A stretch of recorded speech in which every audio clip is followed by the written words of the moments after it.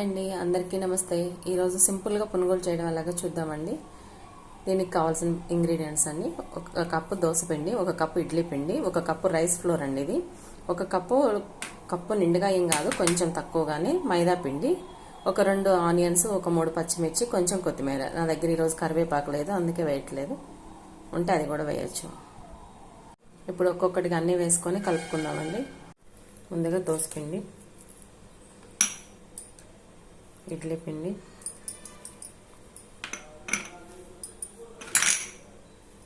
వరిపిండి, మైదా, కొంచెం జీలకర్ర, ఆనియన్స్, కొత్తిమీర, పచ్చిమిర్చి కట్ చేసి వేస్తాను. రుచికి తగినంత సాల్ట్ వేస్తాము. ఆనియన్స్ అండి, పచ్చిమిర్చి, కొత్తిమీర. ఇప్పుడు మనం కొంచెం ఒక్క పని చేయాలండి. గ్లాసు బటర్ మిల్క్ అండి, ఇవి పోసి మనకి సరిపడా కలుపుకుందాం. పిండి ఎంత కన్సిస్టెన్సీ కావాలో అంతవరకు వాటర్ కొంచెం యాడ్ చేసుకుంటూ కలుపుకుందాం, పునుగుల పిండిలాగా.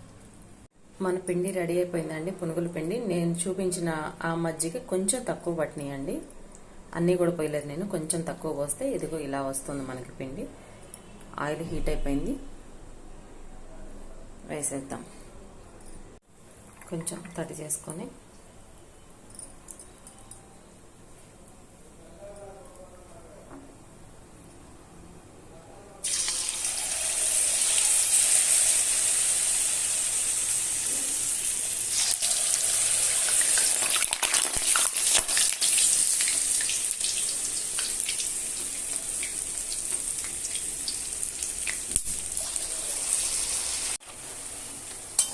ఫ్రై అవుతుంది. డీప్ ఫ్రై అయ్యాయండి, మంచి బ్రౌన్ కలర్ వస్తే ఇంకా తీసేసుకుందాం. మన పునుగులు రెడీ అయిపోయినాయండి. అల్లం చట్నీ కలిపాను దీంట్లోకి.